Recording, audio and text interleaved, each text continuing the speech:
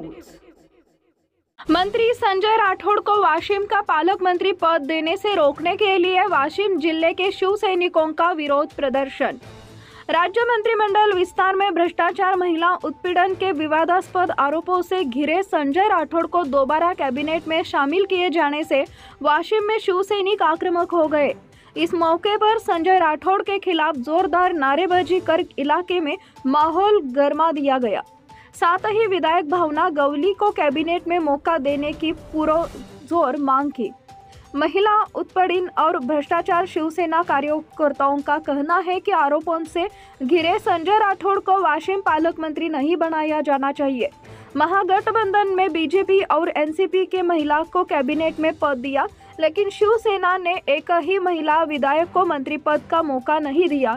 संजय राठौड़ जैसे दागी नेता को कैबिनेट में जगह देकर शिवसेना को क्या हासिल हुआ? महिला विधायक भावना गवली को कैबिनेट में मौका देने की पुरजोर मांग की गई। अगर शिवसेना में वाशिम शहर में शिव सैनिक को इस आंदोलन को गंभीरता से नहीं लिया तो संजय राठौड़ के खिलाफ आंदोलन तेज होने की आशंका है। मध्ये नुकतंच मंत्रिमंडळ पार पडलं आणि खऱ्या अर्थानं हे जे सरकार आलेलं आहे यामध्ये सिंहाचा वाटा लाडक्या बहिणीचा आहे।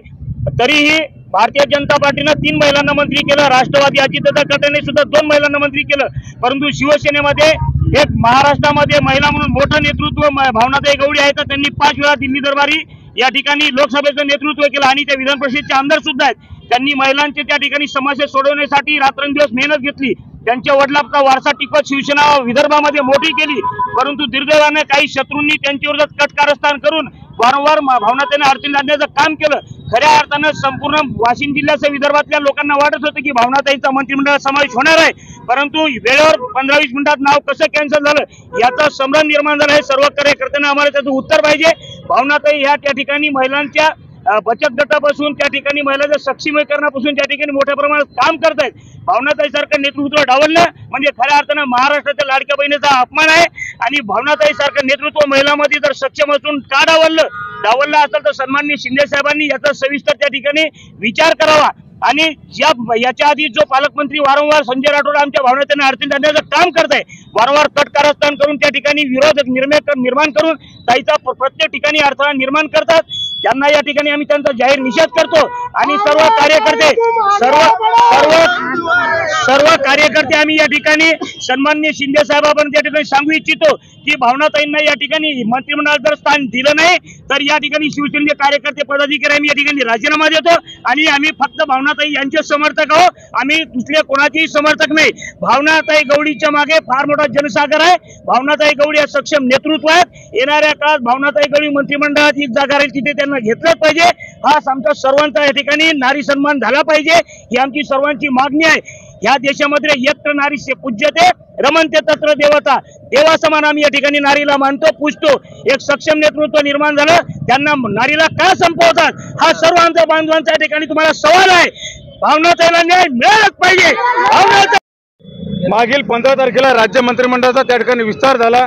शेवटच्या क्षणापर्यंत आम्हाला त्या ठिकाणी एक शक्यता होती व एक अस्वस्थता होती की या ठिकाणी आदरणीय आमदार भावनाताई गवळी यांचं नाव शेवटच्या क्षणापर्यंत 15 तारखेला सुद्धा 11 वाजेपर्यंत भावनाताई गवळी यांचं नाव त्या ठिकाणी संभाव्य यादीमध्ये होतं व 100% भावनाताईंना त्या ठिकाणी मंत्रिपद मिळणारच होतं।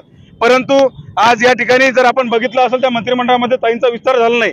हा या ठिकाणी वारंवार मागील लोकसभेपासून मागच्या लोकसभेला सुद्धा आदरणीय आमदार भावनाताई गवळी यांचं त्या ठिकाणी तिकीट कापून या ठिकाणी या जिल्ह्याचे माजी पालकमंत्री संजय राठौड़ यांनी कटकारस्थानातून त्या ठिकाणी आदरणीय भावनाताई गवळी यांचं तिकीट कापलं व जी सीट 100% त्या ठिकाणी निवडून येणार होती त्या ठिकाणी त्यांचा पराभव, त्यांना तिकीट न देण्याचं काम जर सिंहाचा वाटा असेल त्या ठिकाणी संजय राठौड़चा आहे।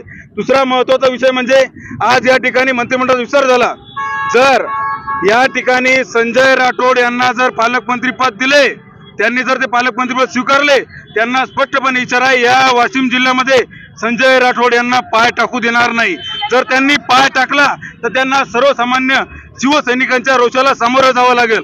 दुसरा एक आणखी महत्त्वाचा विषय म्हणजे आज या मंत्रिमंडळाचा आपण जर विचार केला, विदर्भामध्ये एक सक्षम नेतृत्व म्हणून भावनाताई गवळी यांचं मराठा समाजाचं एक सक्षम नेतृत्व म्हणून त्या ठिकाणी पुढे आलेलं आहे। हा या ठिकाणी आमचं नेतृत्व सुद्धा असेल, त्यांना सुद्धा आमचा प्रश्न आहे की संजय राठौड़ ज्यांच्यावर त्या ठिकाणी महिलांचे आरोप आहेत, महिलांच्या अत्याचाराचे आरोप आहेत, त्यांना या ठिकाणी मंत्रिमंडळात स्थान देऊन एवढा त्यांचा का पुळका आला?